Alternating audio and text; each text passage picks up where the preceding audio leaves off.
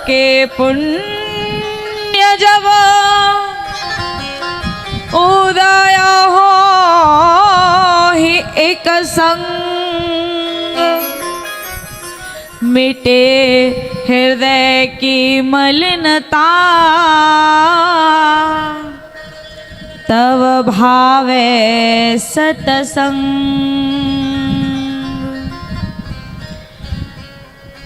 जब करोड़ों जन्मों के पुण्य इकट्ठे होते हैं,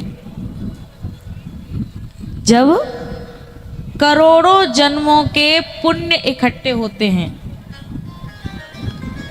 तब जाकर के हमें ये भगवान की कथा सुनने का अवसर, बोलो, मिलता है।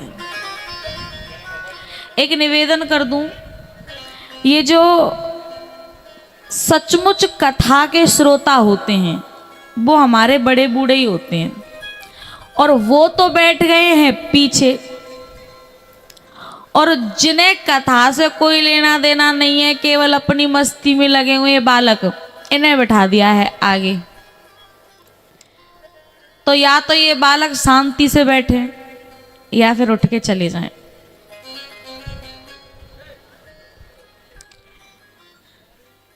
कोटि जन्म के पुण्य जब उदय हो ही एक संग, मिटे हृदय की मलिनता,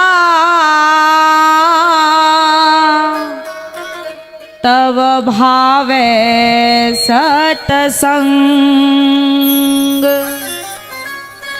तो भैया जब करोड़ों जन्मों के पुण्य इकट्ठे होते हैं, तब जाकर के कथा सुनने का मन बनता है, कथा कराने का मन बनता है। जरूरी नहीं है करा ले,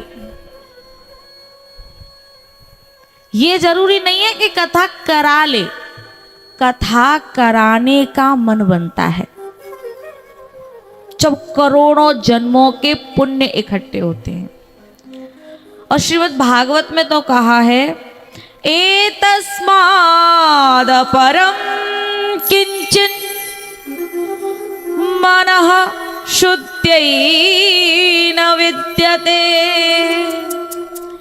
जन्मांतरे भवेत् पुण्यम तदा भागवतम लभेत्। जब जन्मों जन्मों के पुण्य इकट्ठे होते हैं, तब जाकर के हमें भागवत कथा सुनने का लाभ प्राप्त होता है। तो सोचो, हम और आप कितने सौभाग्यशाली हैं। जो चीज जन्मों जन्मों के पुण्यों से मिलती है, आज वो हमारे नगर में हमें सुलभ हो रही है। और पता है, आदि गुरु शंकराचार्य जी ने कहा है विवेक चूड़ामणि में, दुर्लभम त्रयमेवै तत्देवानुग्रह हेतुकम, मनुष्यत्वम मुमुक्षुत्वम महापुरुष संश्रयः। इस संसार में केवल 3 चीजें हैं जो दुर्लभ हैं। 3 चीजें। अब पूछो तो बताओ, नहीं तो रहने दूं। रहने दूं? कोई हाँ ना नहीं कर रहा तो कैसे बताऊं? अब वो पीछे वाले कह रहे हैं, मन ही मन में कह रहे हैं, मोह थोड़ी सुनाई दे रही है। बताऊं कि रहने दूं? बताऊं? 3 चीजें दुर्लभ हैं। सबसे पहला, मनुष्यत्व। मनुष्य शरीर नहीं, मनुष्य शरीर तो प्राप्त हो जाता है, लेकिन मनुष्यता, इंसान का शरीर तो मिल जाता है, लेकिन इंसानियत, पहली चीज मनुष्यत्व। इस संसार में सबसे ज्यादा, बोलो, दुर्लभ है। पहली मनुष्यत्वम, दूसरी है मुमुक्षुत्वम, यानी मुक्ति की कामना, मुक्ति की इच्छा। हम कभी मंदिर में करौली मैया पे जाएंगे, अब मैया के दरबार में जाके हम क्या कहते हैं? सुख संपत्ति घर आवे, कष्ट मिटे तन का। यही तो प्रार्थना करते हैं। कभी मैया के पास जाकर के हमने कभी ये कहा कि मैया हमारी मुक्ति हो जाए, हमें मुक्ति मिल जाए? कभी ये इच्छा कही? अरे कोई पड़ोसी हमसे ये कह देना कि हवाल एक परेगो तो तुम मत जागो, अगर इतनी भी कह दे तो कितनी बुरी लगती है? लगती है ना? मरने का डर है। लेकिन कभी भी जाकर के भगवान के सामने मुक्ति नहीं मांगी। सुख संपत्ति घर आवे और कष्ट मिटे तन का, लेकिन कभी ये नहीं कहा मैया हमें मुक्ति प्रदान करना। तो पहली तो मनुष्यता दुर्लभ है, और दूसरी मुमुक्षुता यानी मुक्ति की कामना, और तीसरी महापुरुष संश्रय, संतों का, महापुरुषों का सानिध्य इस संसार में सबसे बड़ा दुर्लभ कहा गया है।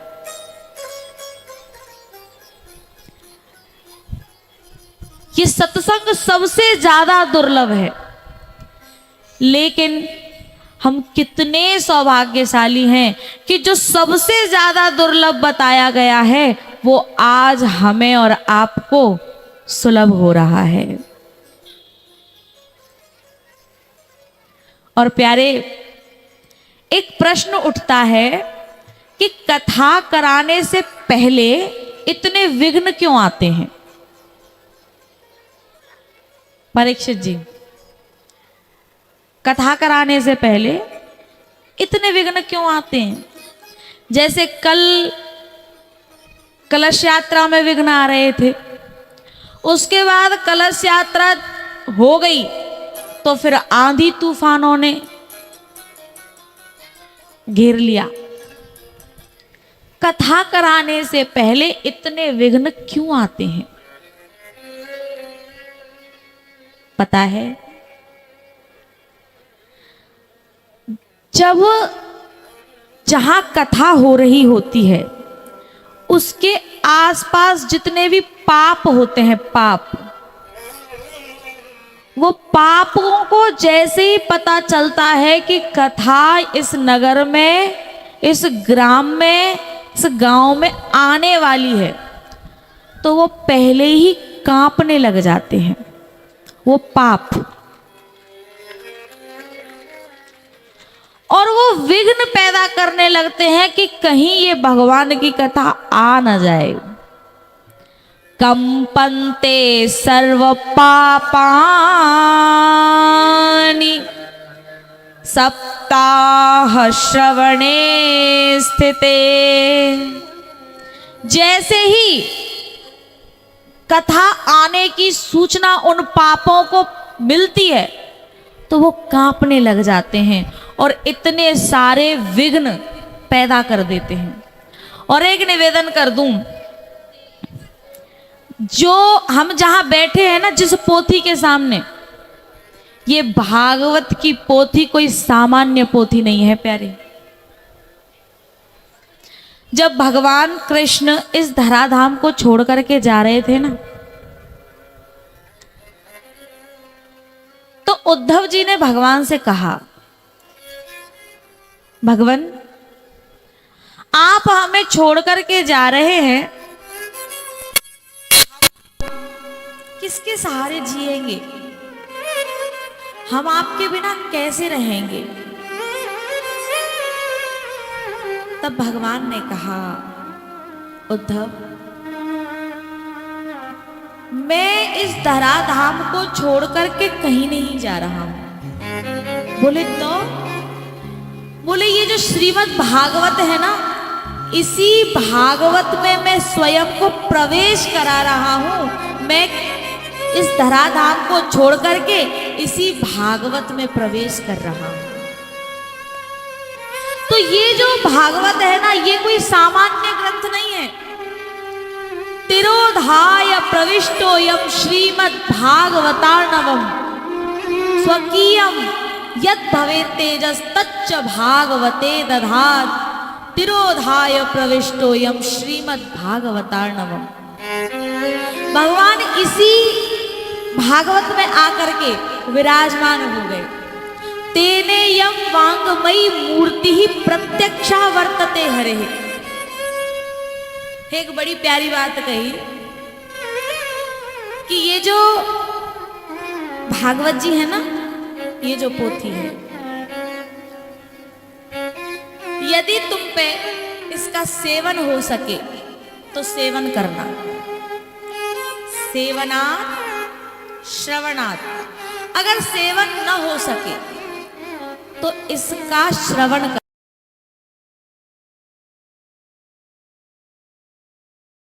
पहले तो सेवन करना, यदि सेवन न हो सके तो इसका श्रवण करना।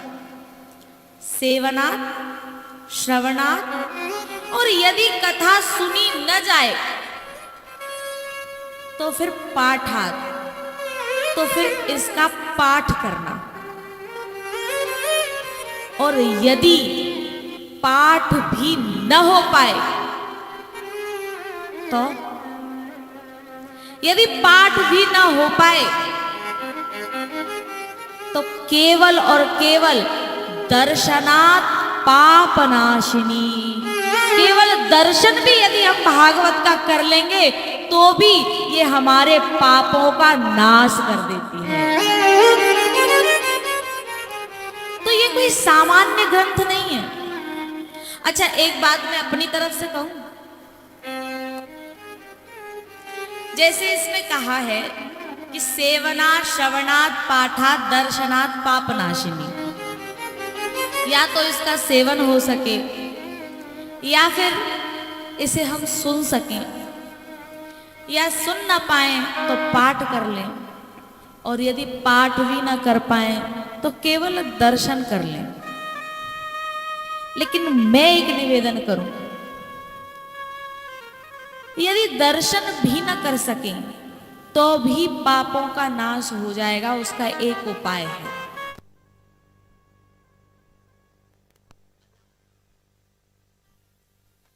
यदि दर्शन तक न कर सके हम, तो भी हम पापों से मुक्त हो जाएंगे। उसका भी एक उपाय है।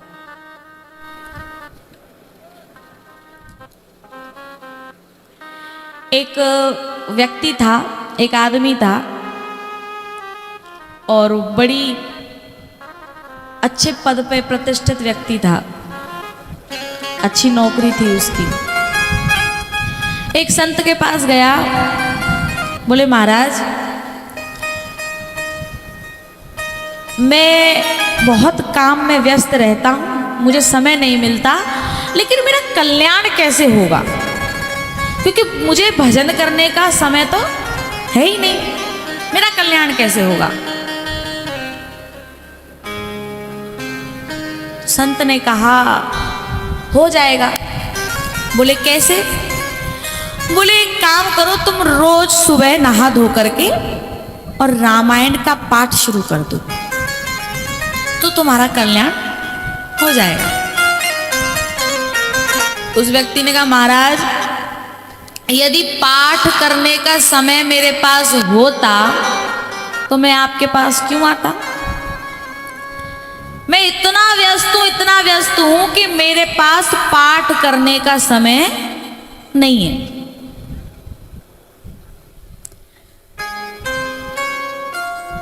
संत ने कहा ठीक है, कोई बात नहीं, अगर रामायण का पाठ ना हो सके तो हनुमान चालीसा का रोज पाठ कर लेना, जो कि 10 से 15 मिनट में 20 मिनट में हो जाता है। उसने कहा, अरे भगवान कैसी बात कर रहे हो, मैं आपसे कह तो रहा हूं मेरे पास बिल्कुल समय नहीं है, बिल्कुल, और मुझे मेरा कल्याण चाहिए। तो संत ने कहा कि ठीक है, अगर तू हनुमान चालीसा का पाठ नहीं कर सकता तो कम से कम उसकी 11 चौपाई का तो पाठ कर सकता है। बोले महाराज 11? अरे कैसी बात कर रहे हैं भगवान, मेरे पास बिल्कुल भी समय नहीं है, 11 चौपाई कैसे कर पाऊंगा मैं?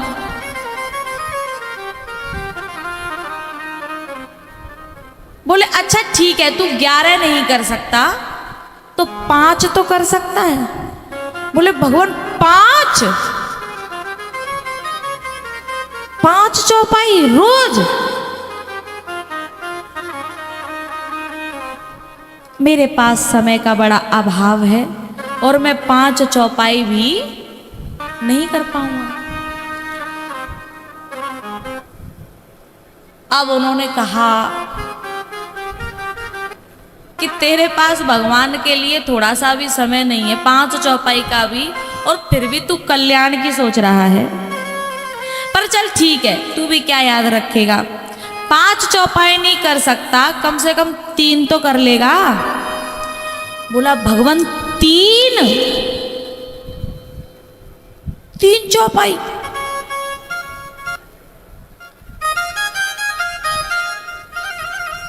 मेरे पास समय नहीं है।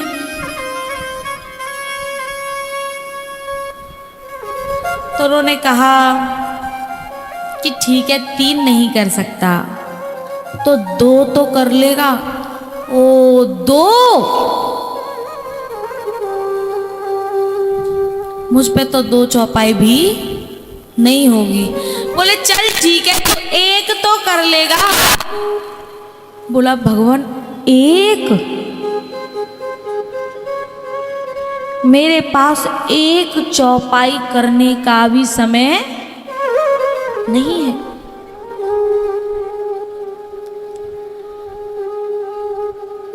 तब उन संत ने एक बड़ी प्यारी बात कही कि ठीक है, तुझ पे हनुमान चालीसा का पाठ नहीं होता हो, यदि तुझसे 11 चौपाइयों का, 5 चौपाइयों का, 3 चौपाइयों का, 2 या 1 चौपाइयों का भी पाठ न होता हो तो भी तेरा कल्याण हो जाएगा। बोले कैसे? बात समझना। यदि तू हनुमान चालीसा का पाठ नहीं कर सकता, रामायण का पाठ नहीं कर सकता, 1 चौपाई का भी यदि तुझे समय नहीं है तो भी तेरा कल्याण हो जाएगा। बोले कैसे? बोले जो लोग रामायण का पाठ कर रहे हैं या जो लोग हनुमान चालीसा का पाठ कर रहे हैं, बस उनके पाठ में कोई विघ्न मत फैलाना, उनका सहयोग कर देना, तेरा कल्याण हो जाएगा। तो यदि भागवत की कथा का हम सेवन न कर सके, पाठ न कर सकें, श्रवण न कर सकें, तो भी कल्याण हो जाएगा। कैसे? जो लोग कराने वाले हैं इस कथा को, इस भगवान के आयोजन को जो कराने वाले हैं, बस उनमें विघ्न मत देना, जितना हो सके केवल सहयोग करना, बस तुम्हारा कल्याण हो जाएगा।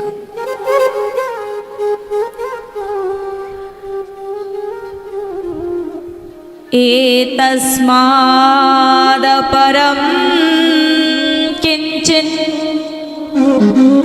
मनः शुद्ध्यै न विद्यते जन्मान्तरे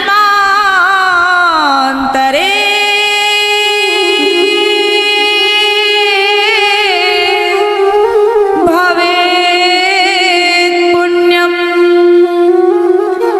तदा भागवतं लभेत्। पता है ये कथा कितनी दुर्लभ है। जब सुखदेव जी परीक्षित जी को कथा सुना रहे थे ना शुकताल में, तो वहां देवता अमृत का कलश लेकर के आए और उन्होंने सुखदेव जी से कहा कि भगवान, हम ये अमृत लेकर के आए हैं, स्वर्ग का अमृत। आपके जो परीक्षित हैं उनको श्राप लगा है ना कि 7 दिन में उनकी मृत्यु हो जाएगी, तो हम ये स्वर्ग का अमृत लेकर के आए हैं,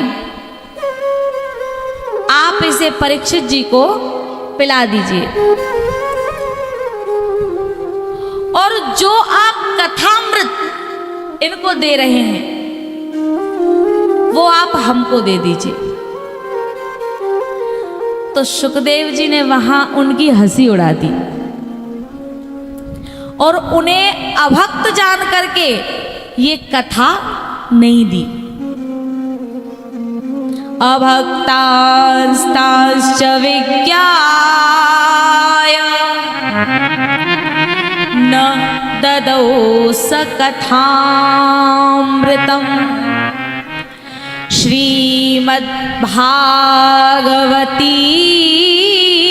वार्ता सुराणामपि दुर्लभा। ये जो भागवत की कथा है ये देवताओं को भी दुर्लभ है। जो कथा आज हमें सुलभ हो रही है ये कथा देवताओं को भी दुर्लभ है। सुखदेव जी ने ये कथा देवताओं को नहीं दी अभक्त जान करके। श्रीमद् भागवती वार्ता सुराणामपि दुर्लभा। सुखदेव जी ने कहा, अरे देवताओं, तुम अपना स्वर्ग का अमृत दे करके और बदले में ये कथामृत लेने आए हो, और उस अमृत से तुम इस कथामृत की तुलना कर रहे हो। कहाँ तुम्हारा स्वर्ग का अमृत और कहाँ ये कथामृत? तुम तो ऐसी बात कर रहे हो। कहाँ कांच का टुकड़ा और कहाँ ये मणि? क्व सुधा क्व कथा लोके क्व काचः क्व मणिर्महा ब्रह्मरातो विचार्यैवं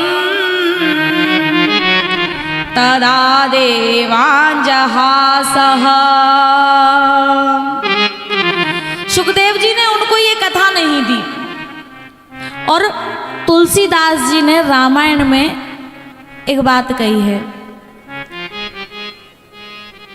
यह न कहिय सठ ही हठ सीलहि। यह न कहिय सठ ही हठ सीलहि। यह न कहिय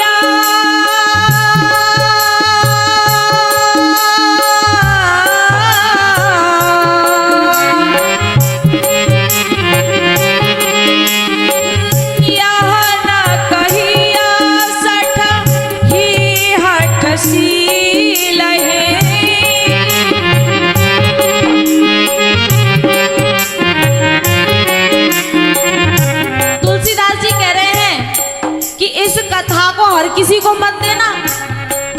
जो लोग सठ हैं और जो लोग हठी हैं उनको ये कथा बोलो नहीं देना, मत सुनाना। यह न कहिया सठ ही हठ सीलहि।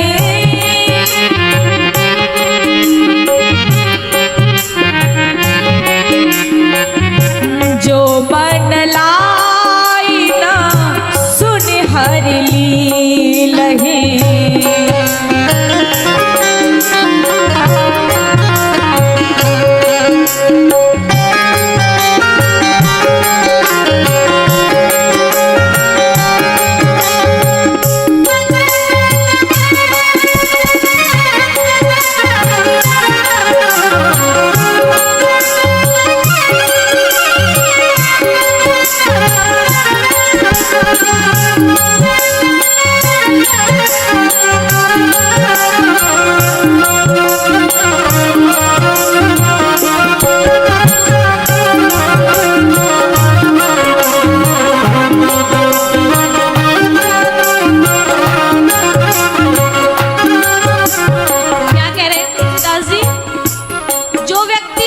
हो, जो व्यक्ति हठी हो और जो भगवान की कथा को मन लगा करके नहीं सुनता हो, उसे ये कथा नहीं सुनानी चाहिए।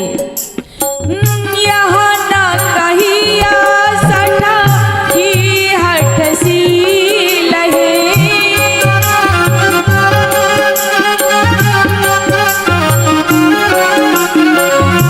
जो मन लाई न सुने हर लहे।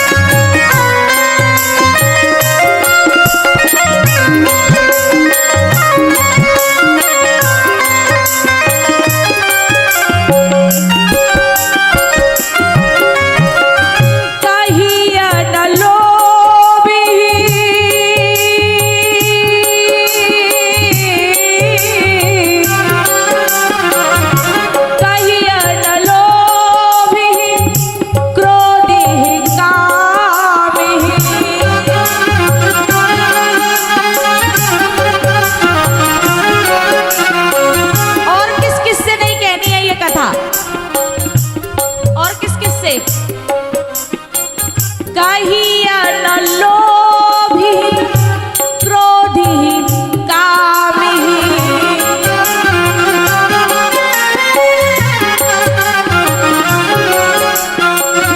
जो न भजाहि सचराचर स्वामी।